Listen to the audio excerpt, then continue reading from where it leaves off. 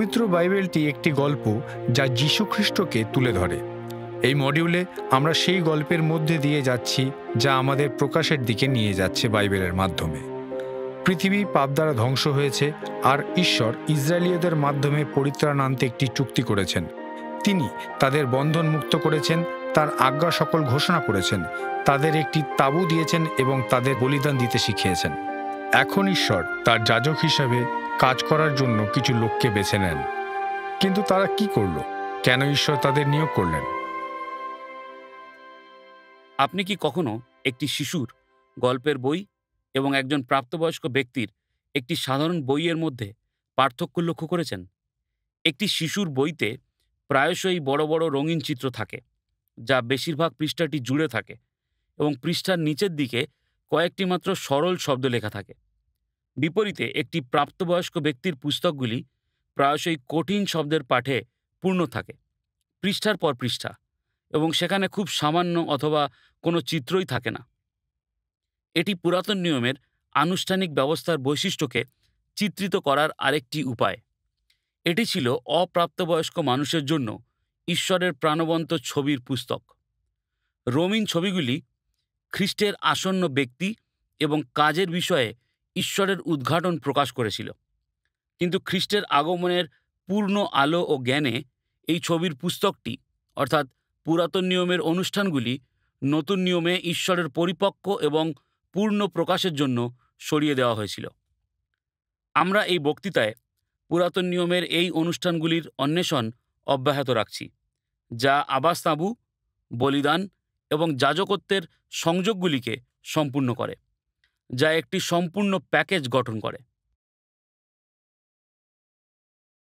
যাজক কারা ছিলেন এবং ইসরায়েলে তাদের ভূমিকা কী ছিল? হারন এবং তার ছেলেরা কিভাবে খ্রিস্টের সাথে সম্পর্ক স্থাপন করে? যাজকরা কি প্রকারের পরিচর্যা করতেন এবং তা সুসমাচার সম্বন্ধে কি প্রকাশ করে? পুরাতন নিয়মের আনুষ্ঠানিক ভোজের মাধ্যমে কোন ঈশ্বর তত্ত্ব শেখানো হয়েছিল এবং তারা কিভাবে ঈশ্বরের উদ্ধারের অনুপ্রাণিত কাহিনীর সাথে সম্পর্কিত? নতুন নিয়মের বিশ্বাসীরা তাদের মহাযাজক কোথায় খুঁজে পায়? ঈশ্বরের কাছে খ্রিস্ট বিশ্বাসীদের প্রবেশাধিকারের উপর এটি কি প্রভাব ফেলে? আমরা দেখেছি যে পাপ ঈশ্বরের অনুকূল উপস্থিতিতে প্রবেশ করতে বাধা দেয়। তাহলে আমাদের কি করা উচিত? প্রবেশাধিকার পাওয়ার জন্য কি প্রয়োজন? উত্তরটি দ্বিস্তরীয়। যা প্রয়োজন তা হলো একটি বলিদান এবং একজন ব্যক্তি যিনি বলিদান উৎসর্গ করবেন। আমরা আগের বক্তৃতায় প্রথম প্রয়োজনীয়তা অর্থাৎ বলিদান বিষয়টি নিয়ে আলোচনা করেছি। এই পাঠে আমরা দ্বিতীয় প্রয়োজনীয়তা অর্থাৎ যাজকত্বের প্রয়োজনীয় বিধানের উপর আলোকপাত করব। অবশ্যই আমরা খ্রিস্টের ব্যক্তিত্বের উদ্ঘাটন দেখতে পুরাতন নিয়মের এই প্রতীকগুলি নিয়ে অধ্যয়ন করি। আপনি হয়তো লক্ষ্য করেছেন যে আমরা 12টি সম্পূর্ণ বক্তৃতা ব্যয় করেছি, যার মধ্যে এটাও রয়েছে। শুধুমাত্র পেন্টাটিউক অর্থাৎ বাইবেলের প্রথম 5টি পুস্তক নিয়ে আলোচনা করার জন্য। প্রশ্ন হলো কেন? এর কারণ এই নয় যে অন্যান্য অংশগুলি কম গুরুত্বপূর্ণ, তবে এটি এই কারণে যে পেন্টাটিউক এমন ভিত্তি প্রদান করে যার উপর পরবর্তী সময়ে কিছু নির্মিত হয়। আমরা সঠিকভাবে অন্যান্য বিষয়গুলির উপর জোর দিতে পারি, কিন্তু এই পাঠ্যক্রমটি হলো বাইবেলের ঈশ্বর তত্ত্বের উপর, এবং আমি এর থেকে বেশি দৃঢ়ভাবে জোর দিয়ে বলতে পারি না যে বাইবেলের প্রথম 5টি পুস্তক সম্পর্কে গভীর ধারণা থাকা কতটা অপরিহার্য এবং গুরুত্বপূর্ণ। আমরা 12টি বক্তৃতা ব্যয় করে শুধুমাত্র কয়েকটি বিষয়বস্তু স্পর্শ এবং আলোকপাত করতে পেরেছি। আমরা আপনাকে আরও এবং গভীরে যাওয়ার জন্য কয়েকটি মৌলিক সরঞ্জাম প্রদান করার চেষ্টা করেছি। সুতরাং এই বক্তৃতায় প্রথমে আমাদের যাজকদের কথা বিবেচনা করতে হবে। সম্পূর্ণ লেবীয় পুস্তক জুড়ে যে প্রভাবশালী বিষয়বস্তুটি চলমান রয়েছে তা হলো পবিত্রতা। পবিত্রতা হলো ঈশ্বরের চরিত্রের একটি পরিচয় দানকারী চিহ্ন, যা স্বর্গদূতদের চিৎকার ও ক্রন্দনের মধ্যে দেখা যায়। পবিত্র, পবিত্র, পবিত্র। পবিত্রতার 2টি দিক রয়েছে। একটি হলো পৃথক হওয়া, যা কিছু পাপজনক তা থেকে নিজেকে পৃথক রাখা। দ্বিতীয়টি হলো সূচি হওয়া, পাপমুক্ত হওয়া, আধ্যাত্মিকভাবে শুদ্ধ হওয়া। সুতরাং বাইবেল আমাদের বলে যে ঈশ্বর পবিত্র, কিন্তু এটি আমাদেরকে তার ব্যবস্থা, তার নিয়ম, তার যাজকগণ, তার বেদী, তার ভোজ, তার পাত্র, তার তেল, যাজকদের পোশাক, এই সব কিছুকে পবিত্র বলে বর্ণনা করে। যাজক যখন মানুষের সামনে উপস্থিত হতেন, তখন পবিত্রতার বার্তা দৃশ্যমান হতো। কেন? কারণ যাজকেরা তার কপালে একটি সোনার পাত পরিধান করতেন, যাতে লেখা ছিল সদাপ্রভুর উদ্দেশ্যে পবিত্র। উপরন্তু ঈশ্বর তার লোকদের জন্য পবিত্রতার প্রয়োজনীয়তা এবং ঈশ্বরের উপস্থিতিতে প্রবেশ করার বিষয়টি নির্দিষ্ট করেন। পবিত্র যাজকত্ব সেই বিধানের একটি অংশ ছিল। ঈশ্বর স্বয়ং পুরাতন নিয়মের যাজকের দায়িত্ব ও পদ নিযুক্ত করেছেন। অন্য কথায়, পুরাতন নিয়মের মণ্ডলীর ব্যবস্থাপনা নতুন নিয়মের মতোই, মানুষের ধারণা থেকে উদ্ভাবন হয়নি। এটি ঐশ্বরিক নির্দেশ দ্বারা গৃহীত হয়েছিল। শুধুমাত্র লেবীয় পুস্তক জুড়ে এটি কেবল স্পষ্ট নয়, কিন্তু ইব্রিয় 5:4 পদটি এই বিষয়টিকে সুনিশ্চিত করে। সেখানে লেখা আছে, আর কেহ আপনার জন্য সেই সমাদর লয় না, কিন্তু ঈশ্বর কর্তৃক আহুত হইয়াই তাহা পায়। হারনও সেই প্রকারে পাইয়াছিলেন। তাই শুধুমাত্র যে কোনো ইসরায়েলীয় পুরুষকে যাজকত্ব করার অনুমতি দেওয়া হয়নি। ঈশ্বর এটিকে লেবীয় গোষ্ঠীর মধ্যে সীমাবদ্ধ রেখেছিলেন এবং তিনি পরিবারগুলিকে আলাদা আলাদা দায়িত্বের সাথে বিভিন্ন শ্রেণীতে বিভক্ত করেছিলেন। অবশ্যই মহাযাজক ছিলেন, যা যাজকদের শ্রেণীর মধ্যে থেকে নেওয়া একটি সর্বোচ্চ পদ এবং হারনের সরাসরি বংশধরদের দ্বারা গঠিত। মহাযাজকের কার্যাবলী ছিল যা অন্য কারো দ্বারা ভাগ করা হতো না, যেমন উদাহরণস্বরূপ প্রায়শ্চিত্তের দিনে মহাপবিত্র স্থানে প্রবেশ করা। আবার সাধারণ লেবীয়দেরও আমরা দেখতে পাই, গোষ্ঠীর বাকি অংশ থেকে তাদের নেওয়া হতো এবং তারা বিভিন্ন ধরনের কাজ করত। কেউ কেউ ঈশ্বরের লোকদেরকে তার বাক্য ও ব্যবস্থা শেখানোর উদ্দেশ্যে দেশ জুড়ে ছড়িয়ে পড়েছিল। অন্যদেরকে জেরুজালেমে আরাধনার সাথে যুক্ত দায়িত্বগুলির জন্য মনোনীত করা হয়েছিল, যেমন গায়ক এবং বাদ্যযন্ত্রের বাদক এবং কুমোর এবং আবাসতাঁবু এবং মন্দিরের আরাধনার বলিদান এবং অন্যান্য দিকগুলির সাথে যুক্ত বিভিন্ন দায়িত্ব দেওয়া ছিল। তেল প্রয়োগ করার মাধ্যমে এই ব্যক্তিদের যাজক হিসাবে আলাদা করা হতো। অন্য কথায়, তাদেরকে পবিত্র পরিচর্যার জন্য পবিত্র তেল দিয়ে অভিষিক্ত করা হতো। আমি আপনাদেরকে এই পর্যায়ে একটি বৃহৎ চিত্র প্রদান করতে চাই, যাতে আমরা ঈশ্বরের উদ্ধারের ইতিহাসের এই অধ্যয়নে বিন্দুগুলিকে একে অপরের সাথে যুক্ত করতে পারি।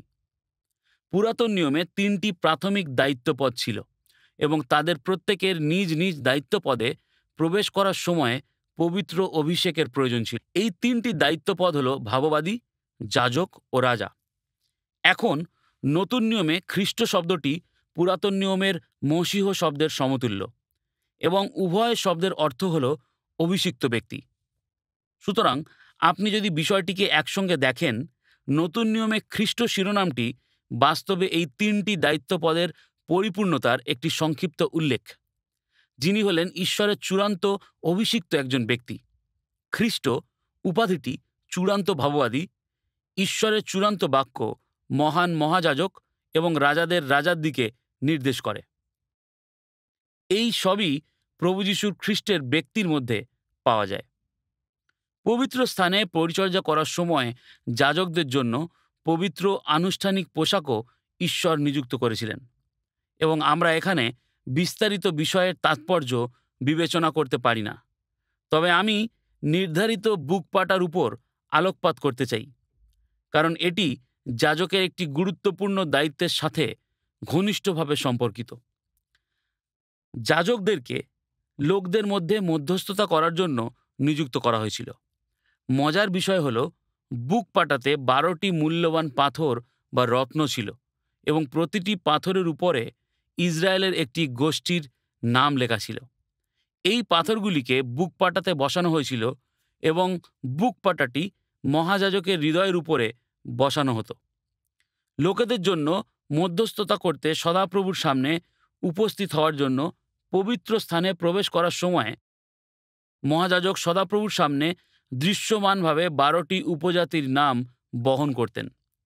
খ্রিস্ট আমাদের মহাযাজক হিসাবে যা করেন এবং চিরন্তন সিংহাসনের সামনে তার লোকদেরকে তার হৃদয়ে বহন করেন, তার একটি সুন্দর চিত্র এটা, যেমনটি আমরা কিছুক্ষণের মধ্যে আরও দেখতে পাব। এটি ছিল যাজকদের বিষয়ে আমাদের জন্য একটি পরিচয়। দ্বিতীয়ত, তাদের পরিচর্যা কাজের দিকে আমাদের একটু মনোযোগ দিতে হবে। যাজকেরা মধ্যস্থতাকারী ছিলেন, যারা ঈশ্বরের সান্নিধ্যে তার লোকেদের হয়ে প্রতিনিধিত্ব করতেন। তাদেরকে পুনর্মিলন এবং পাপের প্রায়শ্চিত্ত প্রদান করার সাধনায় প্রভুর সামনে উপহার এবং নৈবেদ্য, বলি, মধ্যস্থতা এবং স্বয়ং লোকেদের উপস্থাপন করার জন্য নিযুক্ত করা হয়েছিল। আমরা যেমন ঈশ্বরের আরাধনার বিভিন্ন নিয়মকানুন সংক্রান্ত পূর্ববর্তী বক্তৃতায় দেখেছি, আমরা এখানে আবার দেখতে পাচ্ছি যে ঈশ্বরের আরাধনার স্থায়ী ব্যবস্থা দ্বারা যাজকরা তাদের পরিচর্যা কাজে সীমাবদ্ধ ছিল। ঈশ্বর শুধুমাত্র সেই প্রকারের আরাধনা করার অনুমতি দেন যা তিনি নিযুক্ত বা আদেশ করেছেন, এবং এই ভাষাটি এই পরিচর্যার বর্ণনা জুড়ে বোনা। উদাহরণস্বরূপ, যাত্রা পুস্তক 31 অধ্যায় 11 পদে আমরা সেই বাক্যাংশটি দেখি, আমি তোমাকে যেমন আজ্ঞা করিয়াছি তদনুসারে তাহারা সমস্তই করিবে। এই বিষয়বস্তু এই বিভাগের মাধ্যমে প্রবাহিত হয়। ঐশ্বরিক আরাধনার সমস্ত সূক্ষ্ম বিবরণের মাধ্যমে, যেমন লেবীয় পুস্তক 8 এবং 9 অধ্যায়ে আমরা পুনরাবৃত্তি করা শব্দগুলি দেখতে পাই। সদাপ্রভু যেমন আদেশ করেছেন, এবং এটি আমাদের লেবীয় পুস্তক 10 অধ্যায়ের জন্য প্রস্তুত করে, কারণ লেবীয় পুস্তক 10 অধ্যায়ে আমরা নাদব এবং অবিহুর দ্বারা এই নীতি লঙ্ঘনের একটি উদাহরণ রয়েছে। লেবীয় পুস্তক 10 অধ্যায় 1 থেকে 3 পদগুলিতে আমরা পড়ি, আর হারনের পুত্র নাদব ও অবিহু আপন আপন অঙ্গারধানী লইয়া তাহাতে অগ্নি রাখিল ও তাহার উপরে ধূপ দিয়া সদাপ্রভুর সম্মুখে তাহার আজ্ঞার বিপরীতে ইতর অগ্নি উৎসর্গ করিল। তাহাতে সদাপ্রভুর সম্মুখ হইতে অগ্নি নির্গত হইয়া তাহাদিগকে গ্রাস করিল। তাহারা সদাপ্রভুর সম্মুখে প্রাণত্যাগ করিল। তখন মসি হারনকে কহিলেন, সদাপ্রভু তো ইহাই বলিয়াছিলেন। তিনি কহিয়াছিলেন, যাহারা আমার নিকটবর্তী হয় তাহাদের মধ্যে আমি অবশ্য পবিত্র রূপে মান্য হইব ও সকল লোকের সম্মুখে গৌরবান্বিত হইব। তখন হারন নীরব হইয়া রহিলেন। যদিও তারা তার নিজের সন্তান ছিল, তবুও ঈশ্বরের মহিমা প্রাধান্য পেয়েছিল। এটি এমনকি বর্তমান দিন পর্যন্ত ইতিহাসের অবশিষ্টাংশের জন্য একটি শিক্ষা রয়ে গেছে। প্রতিটি ক্ষেত্রেই আমাদের অবশ্যই শুধুমাত্র সেইভাবেই ঈশ্বরের আরাধনা করতে হবে যেমন তিনি তার বাক্যে স্পষ্টভাবে আদেশ করেছেন। নতুন নিয়মে আপনি এইগুলি ঈশ্বরের বাক্য পাঠ, ঈশ্বরের বাক্য প্রচার, প্রার্থনা, গীতসংহিতা থেকে গান করা, প্রভুর ভোজ, বাপ্তিস্ম ইত্যাদি হিসাবে ভাবতে পারেন। তাহলে পুরাতন নিয়মের আনুষ্ঠানিক আরাধনায় ঈশ্বর কি কি নিযুক্ত করেছিলেন, তিনি কি নির্দেশ দিয়েছিলেন, এবং এই উদ্ঘাটন থেকে আমরা কোন ঈশ্বর তত্ত্ব লাভ করি? আমরা শুধুমাত্র কয়েকটি উদাহরণ তুলে ধরতে পারি। প্রতিদিনের সকাল এবং সান্ধ্যকালীন বলিদানের পাশাপাশি দিনের পর দিন মানুষের দ্বারা আনা বলিদানগুলি ছাড়াও ঈশ্বর কিছু বিশেষ পবিত্র দিনগুলি নিযুক্ত করেছিলেন, যে দিনগুলিতে বলি উৎসর্গ করা হতো। তিনি সমস্ত লোকদেরকে নিস্তার পর্ব, পঞ্চাশত্তমী এবং কুটিরোৎসবের জন্য বছরে 3 বার জেরুজালেম পরিদর্শন করতে বলেছিলেন। বাইবেল বলে যে তারা সদাপ্রভুর সামনে উপস্থিত হওয়ার জন্য তা করত। এটাই সেই ভাষা, এবং এই ভাষা শাস্ত্রের বাকি অংশের জন্য গুরুত্বপূর্ণ। প্রভুর সামনে উপস্থিত হওয়ার জন্য তারা তা করত। তিনি গীতসংহিতাগুলির মধ্যে থেকে কিছু বিশেষ গান বাছাই করে তাদের প্রদান করেছিলেন, যা তারা জেরুজালেমে ঈশ্বরের সাথে সাক্ষাৎ করতে যাওয়ার পথে গাইত, যে গীতগুলিকে আমরা আরোহণ গীত বলে থাকি। গীতসংহিতা 120 থেকে 134। আমরা এই পর্বগুলিকে সংক্ষিপ্তভাবে বিবেচনা করব, যদিও একটু বেশি সময় দেব প্রথম ও অন্তিম পর্বটি আলোচনা করার জন্য। পুরাতন নিয়মের প্রথম পবিত্র আনুষ্ঠানিক পর্ব হল নিস্তার পর্ব, এবং আমরা এর আগে যাত্রা পুস্তকের উপর আমাদের বক্তৃতাগুলিতে এর উল্লেখ দেখেছি। নিস্তার পর্ব এবং তাড়িশূন্য রুটির উৎসব, যা নিস্তার পর্বের সাথে সংযুক্ত ছিল। যাত্রা পুস্তক 12 অধ্যায়ে এর সূচনা করা হয়েছিল এবং আমরা লেবীয় পুস্তক 23 অধ্যায়ে 4 থেকে 8 পদে এর সম্পর্কে আরও পড়ি। ঈশ্বর যাত্রা পুস্তকের সময়ে এই পর্বটি নিযুক্ত করেছিলেন এবং তিনি ইসরায়েলীয়দের অনুরোধ করেছিলেন যে তারা যেন মিশরীয় দাসত্ব থেকে মুক্তির স্মরণে এটি উদযাপন চালিয়ে যায়। সুতরাং এর উৎসটি দশম আঘাতের সাথে সংযুক্ত। আপনার হয়তো স্মরণে আছে, সেই সময়ে ঈশ্বর প্রতিটি বাড়ির প্রথমজাত পুরুষদের ধ্বংস করার প্রতিশ্রুতি দিয়েছিলেন, যদি না তারা তাদের দরজার চৌকাঠে নিস্তার পর্বের মেষশাবকের রক্ত প্রয়োগ করে। সেই রাতে ঈশ্বর সেই সকল বাড়ির উপর দিয়ে চলে গিয়েছিলেন যাদের দরজার চৌকাঠে মেষশাবকের রক্ত লাগানো ছিল। বিচারের মাধ্যমে এই পরিত্রাণ ইসরায়েলের মুক্তি এবং উদ্ধারের সূচনা করেছিল। খামিরবিহীন রুটির উৎসব নিস্তার পর্বের সাথে সংযুক্ত ছিল। ইসরায়েলকে তাড়াহুড়ো করে মিশর থেকে বের করে আনার সময়ে তাড়াহুড়ো করে তৈরি করা রুটি বর্ণনা করার জন্য 7 দিনের জন্য খামিরবিহীন রুটি খেতে হয়েছিল এবং তাদের প্রতিদিন একটি হোমবলি উৎসর্গ করতে বলা হয়েছিল। আপনি যদি সরাসরি নতুন নিয়মের সেই সময় চলে যান যেখানে যীশুখ্রিস্ট তাঁর গ্রেপ্তারের আগের সন্ধ্যায় তাঁর শিষ্যদের সাথে শেষ নিস্তার পর্বের ভোজ খেয়েছিলেন, সেই ঘটনার পরিপ্রেক্ষিতে আমাদের মথি 26 অধ্যায়ে 30 পদে বলা হয়েছে যে তারা একটি স্তোত্র গেয়েছিল। এখন স্তোত্র শব্দটি গীতসংহিতার শিরোনামে ব্যবহৃত হয়, কিন্তু তারা যখন জৈতুন পর্বতে গিয়েছিল তখন তারা একটি স্তোত্র গেয়েছিল। ইহুদিরা হলেল গীত গাইত নিস্তার পর্বের উপলক্ষে, যে অংশটি গীতসংহিতা 113 থেকে 118 পর্যন্ত পাওয়া যায়, এবং এগুলি খ্রিস্ট এবং তাঁর শিষ্যেরা হয়তো সেই দিন সন্ধ্যেবেলায় গিয়েছিলেন। কল্পনা করুন যে প্রভু যীশু খ্রিস্ট গীতসংহিতা 118 গাইছেন যখন তিনি তার গ্রেপ্তার এবং ক্রুশারোপণের দিকে অগ্রসর হচ্ছিলেন। 22 থেকে 23 এবং 27 পদগুলির কথা চিন্তা করুন। গাঁথকেরা যে প্রস্তর অগ্রাহ্য করিয়াছে তাহা কোণের প্রধান প্রস্তর হইয়া উঠিল। ইহা সদাপ্রভু হইতেই হইয়াছে, ইহা আমাদের দৃষ্টিতে অদ্ভুত। এরপর লেখা আছে, তোমরা রজ্জু দ্বারা উৎসবের বলি বেদী শৃঙ্গে বাঁধো। সেই প্রসঙ্গে এই শব্দগুলি সম্পর্কে চিন্তা করা অত্যন্ত প্রভাবশালী একটি বিষয়। নিস্তার পর্বটি খ্রিস্টের ব্যক্তির মধ্যে ঈশ্বরের চূড়ান্ত যোগানকে চিহ্নিত এবং নির্দেশ করে। সুতরাং আমরা 1 করিন্থীয় 5 অধ্যায় 7 পদে পড়ি, কারণ আমাদের নিস্তার পর্বীয় মেষশাবক বলীকৃত হইয়াছেন, তিনি খ্রিস্ট। তিনি হলেন ঈশ্বরের নিস্তার পর্বের মেষশাবক। তার রক্ত তার লোকেদের আবৃত করে এবং তাদের পাপ থেকে উদ্ধার করে। আমরা গীতসংহিতা 32 অধ্যায় 1 পদে গাইতে পারি, ধন্য সেই যাহার অধর্ম ক্ষমা হইয়াছে, যাহার পাপ আচ্ছাদিত হইয়াছে। আমরা যে দ্বিতীয় পর্বটি বিবেচনা করব তা হল পঞ্চাশত্তমীর উৎসব। কখনো কখনো সপ্তাহের উৎসব বা শস্যছেদনের উৎসব বলা হয়। এটি লেবীয় পুস্তক 23 অধ্যায়ে পাওয়া যায়। এটি নিস্তার পর্বের 50 দিন পরে পালন করার জন্য নিযুক্ত করা হয়েছিল এবং এটি সপ্তাহের প্রথম দিনে ঘটেছিল, যা অবশেষে নতুন নিয়মের বিশ্রামবার হয়ে উঠবে। ফসল কাটার উপর প্রভুর আশীর্বাদের জন্য লোকেরা আনন্দ ও কৃতজ্ঞতার জন্য শস্যের নৈবেদ্য উৎসর্গ করত। উল্লেখযোগ্যভাবে প্রেরিত 2 অধ্যায়ে পঞ্চাশত্তমীর দিনে পুনরুত্থিত খ্রিস্ট পবিত্র আত্মা ঢেলে দিয়েছিলেন এবং 3000 জন মন পরিবর্তন করেছিল এবং বাপ্তিস্ম গ্রহণ করেছিল। আমরা যখন নতুন নিয়মে আসব তখন পঞ্চাশত্তমীর এবং এর পরে যা কিছু ঘটেছিল তার মধ্যে সংযোগটি আমরা আরও বিবেচনা করব। তৃতীয় পর্বটি হল তুড়ির ধ্বনি উৎসব।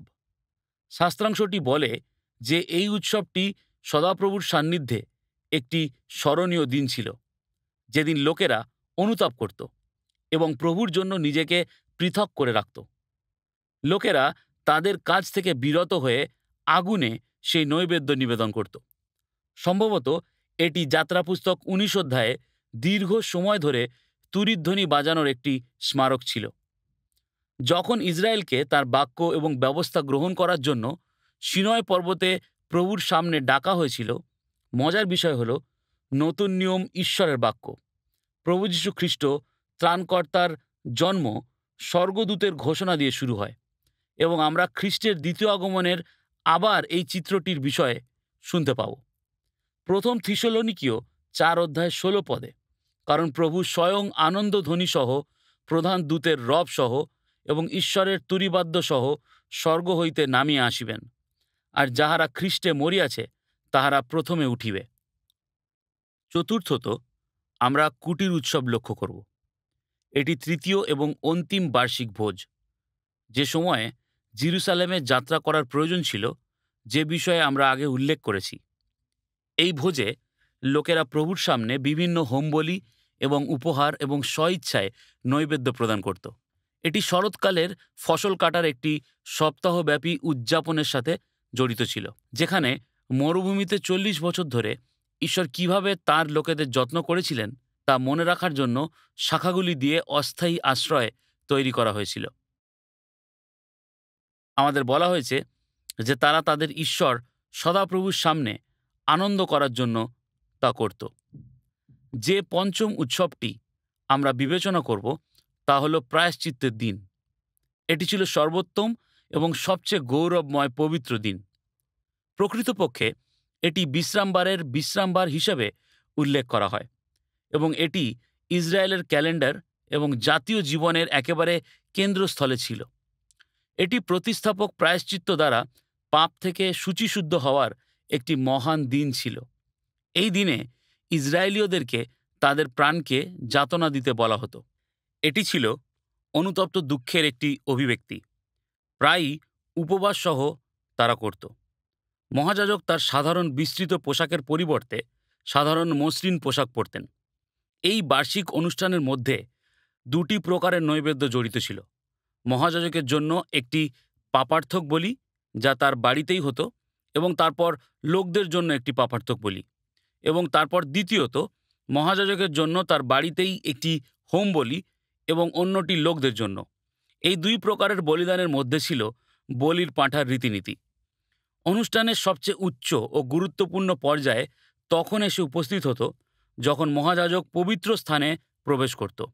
প্রতি বছর শুধুমাত্র এই নির্দিষ্ট দিনে, অর্থাৎ প্রায়শ্চিত্তের দিনে, মহাযাজক এটি করতেন।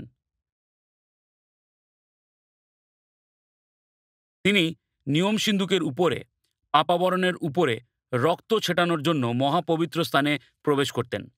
এছাড়াও জিহোবার জন্য একটি মদ্দা ছাগল এবং ইসরায়েলের জন্য একটি মদ্দা ছাগল মনোনীত করার জন্য লটারি করা হতো। প্রথম ছাগলটিকে বলি দেওয়া হতো ঈশ্বরের গৃহকে পরিষ্কার, সেই রক্ত দিয়ে পরিষ্কার করার জন্য। দ্বিতীয় ছাগলটি ছিল বলির পাঁঠা। যাজক নিজের দুটো হাত সেই ছাগলটির মাথার উপর রাখতেন এবং ইসরায়েলের সমস্ত পাপ এবং ঈশ্বরের বিরুদ্ধে বিরোধিতা স্বীকার করতেন। তারপর সেই ছাগলটিকে পশু গর্জনময় ঘোর মরুভূমিতে নিয়ে গিয়ে ছেড়ে দিতেন, যেন সেই ছাগলটিকে আর কখনো দেখা না যায়। এবং এটি প্রতীকীভাবে ইসরায়েলের সমস্ত পাপের ভার সেই ছাগলের উপর দেওয়া হয়েছিল, বলির বিষয়ে আধ্যাত্মিক অর্থ ছাড়াও, যা আমরা ইতিমধ্যে শেষ বক্তৃতায় বিবেচনা করেছি। আমরা বলির পাঁঠায় খ্রিস্টের আরও একটি চিত্র দেখতে পাই, যিনি ঈশ্বরের লোকেদের পাপ বহন করবেন। শাস্ত্র বিভিন্ন উপায়ে এটির বর্ণনা করে। শাস্ত্র বলে ঈশ্বর আমাদের পাপ আর স্মরণ করেন না। ইব্রিয় 8:12, 10:17। তিনি আমাদের পাপগুলিকে তার পিছনে ফেলে দেন। যিশাইয় 38:17 এবং সমুদ্রের গভীরে নিক্ষেপ করেন। মিখা 7:19। পূর্ব থেকে পশ্চিম যত দূর, ততটাই তিনি আমাদের পাপকে আমাদের থেকে আলাদা করেন। গীতসংহিতা 103:12। বলির পাঁঠায় যে বিষয়টি চিত্রিত হয়েছে তার সাথে এই ভাষাটির সব কিছুই সংযুক্ত রয়েছে। প্রায়শ্চিত্তের দিনটি প্রায়শ্চিত্ত ত্যাগের জন্য ঈশ্বরের যোগান, ঈশ্বরের সাথে পুনর্মিলন এবং ঈশ্বরের গ্রহণযোগ্যতা এবং উপস্থিতিতে প্রবেশের উপায়কে নির্দেশ করে। আমরা এই ভোজের সমস্ত বিবরণ অন্বেষণ করিনি, তবে আপনি দেখতে পাচ্ছেন যে ঈশ্বর তাদের সুস্বাদু সুসমাচারের সত্য দিয়ে পূর্ণ করেছেন, যা প্রভু যীশু খ্রিস্টে তাদের পরিপূর্ণতার দিকে নির্দেশ করে। এটি আমাদের তৃতীয় পয়েন্টে নিয়ে আসে। একজন নিখুঁত যাজক? কিভাবে একটি পাপী মানুষ একজন পবিত্র ঈশ্বরের কাছে যেতে পারে? উত্তর হলো, ঈশ্বর নিরূপিত একজন যাজকের মাধ্যমে, যিনি একটি গ্রহণযোগ্য বলিদান উৎসর্গ করেছেন। এটি খ্রিস্টে সুন্দরভাবে পরিপূর্ণতা লাভ করে। চিন্তা করুন যে কিভাবে খ্রিস্টের মধ্যে এই দুটি বিষয়কে একত্রিত করা হয়। তিনি হলেন সেই নৈবেদ্য যা উৎসর্গ করা হচ্ছে, এবং সেই যাজক যিনি নৈবেদ্য উৎসর্গ করছেন। এই দুটো বিষয়ই তার মধ্যে আবদ্ধ। ইব্রিয় 7:27 বলে, ওই মহাযাজকগণের ন্যায় প্রতিদিন অগ্রে নিজ পাপের, পরে প্রজাবৃন্দের পাপের নিমিত্ত নৈবেদ্য উৎসর্গ করা ইহার পক্ষে আবশ্যক নয়, কারণ আপনাকে উৎসর্গ করাতে ইনি সেই কার্য একেবারে সাধন করিয়াছেন। অধ্যায় 10:12 বলে, কিন্তু ইনি পাপার্থক একই যজ্ঞ চিরকালের জন্য উৎসর্গ করিয়া ঈশ্বরের দক্ষিণে উপবিষ্ট হইলেন। খ্রিস্ট নিজেকে বলি হিসাবে উৎসর্গ করেন এবং তার লোকেদের জন্য মধ্যস্থতা করেন। হাইডেলবার্গ ক্যাটেসিজম লর্ডস ডে 12:31 খ্রিস্টের বিষয়ে এইরূপ বলে, আমাদের একমাত্র মহাযাজক, যিনি তার দেহকে উৎসর্গ করার দ্বারা আমাদের উদ্ধার করেছেন এবং আমাদের জন্য পিতার সান্নিধ্যে ক্রমাগত মধ্যস্থতা করেন। সংক্ষিপ্ত ক্যাটেকিজম প্রশ্ন 25 একই কথা বলে। ইব্রিয়ের পুস্তকটি হারনের চেয়ে খ্রিস্টের যাজকত্বের শ্রেষ্ঠত্বের কথা বিস্তারিতভাবে বলে। আমরা বক্তৃতার সাথে দেখেছি, খ্রিস্ট হলেন মলকিসেদকের মতো একজন যাজক, লেবীয় গোষ্ঠীর মতো নয়। পার্থিব যাজক এবং যাজকত্ব এবং আনুষ্ঠানিক পর্বগুলি এবং অধ্যাদেশগুলি খ্রিস্টের দ্বারা পূর্ণতা লাভ করেছিল। সেই জন্য এইগুলিকে সম্পূর্ণরূপে নতুন নিয়মের মণ্ডলীর দ্বারা বাতিল করা হয়েছে এবং সরিয়ে দেওয়া হয়েছে। খ্রিস্ট বিশ্বাসী মণ্ডলীগুলিতে যেন পার্থিব যাজক এবং পোশাক এবং বেদী এবং ধূপ এবং সেই পুরাতন নিয়মের পবিত্র দিনগুলি, যেমন নিস্তার পর্ব এবং পঞ্চাশত্তমীর দিন এবং আনুষ্ঠানিক আরাধনার অন্যান্য উপাদানগুলি উপস্থিত না থাকে। এই সব কিছু আমাদেরকে স্বয়ং খ্রিস্টকে লাভ করার মহিমা থেকে বিক্ষিপ্ত করবে। কলসীয় 2:17 বলে যে এই বিষয়গুলি আসন্ন বিষয়গুলির ছায়া ছিল মাত্র, কিন্তু দেহ খ্রিস্টের। খ্রিস্ট হলেন ঈশ্বর এবং মানুষের মধ্যে একমাত্র মধ্যস্থতাকারী। নতুন নিয়মের পবিত্র স্থান এবং মহাপবিত্র স্থান বাস্তবে আবাসতাঁবু এবং মন্দিরের মতো কোনো পার্থিব স্থানে পাওয়া যায় না। আমাদের কাছে এখন সত্যিকারের একটি পবিত্র স্থান আছে, যেখানে আমাদের মহাযাজক বাস করেন, অর্থাৎ স্বর্গে। ইব্রিয় 4:14 ভালো, আমরা এক মহান মহাযাজককে পাইয়াছি, যিনি স্বর্গ সকল দিয়া গমন করিয়াছেন, তিনি যীশু, ঈশ্বরের পুত্র। অতএব আইসো, আমরা ধর্মপ্রতিজ্ঞাকে দৃঢ়রূপে ধারণ করি। নতুন নিয়মের আরাধনায় কোনো পার্থিব চিহ্ন থাকে না, যা অত্যন্ত তুচ্ছ প্রমাণিত হবে। আমাদের আরাধনা স্বর্গকেন্দ্রিক, কারণ আমাদের আরাধনা স্বর্গে আদান প্রদান হয়ে থাকে। যদিও নতুন নিয়ম পুরাতন নিয়মের তুলনায় আকারে সহজ ও সরল, তবে এটি এর সাথে অনেক বেশি গৌরব নিয়ে আসে, কারণ এটি প্রতি সপ্তাহে স্বর্গে প্রকাশিত হয়, যখন প্রভুর লোকেরা খ্রিস্টের সিংহাসনের সামনে উপস্থিত হন এবং সেখানে আমাদের মাঝে পবিত্র আত্মার উপস্থিতি ও শক্তি উপলব্ধ থাকে। নতুন নিয়মের আরাধনার মধ্যে যাজকের বেশভূষা ও আনুষ্ঠানিক উপাদানগুলিকে টেনে আনার প্রলোভন আটকাতে হবে, যেমন আমরা রোমান ক্যাথলিকদের মাঝে এবং দুঃখজনকভাবে কিছু কিছু প্রোটেস্ট্যান্টদের মাঝেও দেখতে পাওয়া যায়, যারা তাদের অনুসরণ করে। খ্রিস্ট চিরকাল মহাযাজক হিসাবে তাঁর লোকেদের সেবা করে চলেছেন। তিনি ক্রমাগত মধ্যস্থতা করছেন এবং তিনি করুণা ও সহানুভূতির সাথে তা করেন।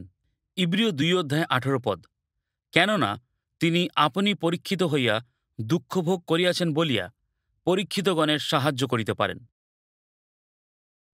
ইব্রিয় 4:15 কেননা আমরা এমন মহাযাজককে পাই নাই, যিনি আমাদের দুর্বলতা ঘটিত দুঃখে দুঃখিত হইতে পারেন না, কিন্তু তিনি সর্ববিষয়ে আমাদের ন্যায় পরীক্ষিত হইয়াছেন, বিনা পাপে। আমরা যাত্রাপুস্তক 19:6 পড়ি, ঈশ্বর তার লোকেদের এই কথা বলেন, আর আমার নিমিত্তে তোমরাই যাজকদের এক রাজ্য ও পবিত্র এক জাতি হইবে। এই সকল কথা তুমি ইসরায়েল সন্তানদিগকে বলো। লেবীয় যাজকদের মাধ্যমে ইসরায়েল শিখবে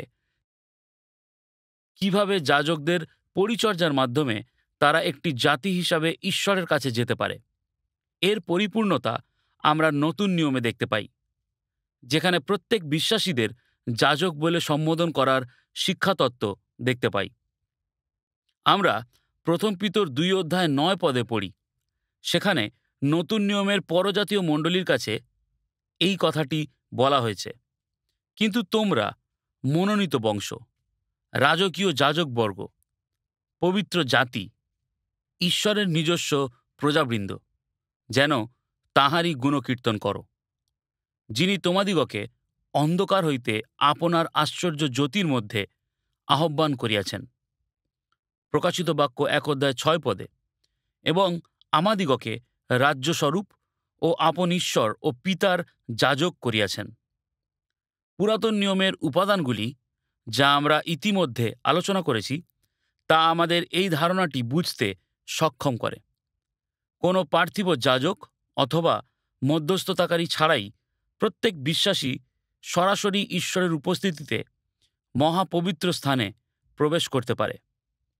ইব্রিয় 4:16 অতএব আইসো, আমরা সাহসপূর্বক অনুগ্রহ সিংহাসনের নিকটে উপস্থিত হই, যেন দয়া লাভ করি এবং সময়ের উপযোগী উপকারার্থে অনুগ্রহ প্রাপ্ত হই।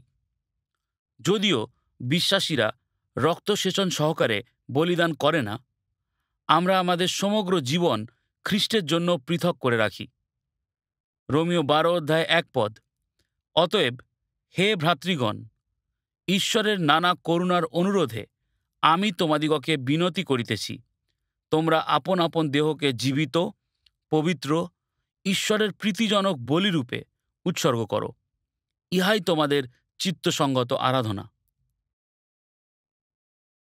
সারাংশে এই বক্তৃতাটি বাইবেলের প্রথম 5টি বই সম্পর্কে আমাদের সংক্ষিপ্ত বিবেচনাকে একটি উপসংহারে নিয়ে আসে। ঈশ্বর ইসরায়েলকে দাসত্ব থেকে উদ্ধার করেছেন, তাদের একটি জাতি হিসাবে প্রতিষ্ঠা করেছেন এবং তাদেরকে তাঁবুর মধ্যে বলিদান ব্যবস্থা এবং যাজকত্ব প্রদান করেছেন, যা তাদের সাথে ঈশ্বরের উপস্থিতি এবং তার কাছে গ্রহণযোগ্য প্রবেশাধিকার খোঁজার উপায় নির্দেশ করে।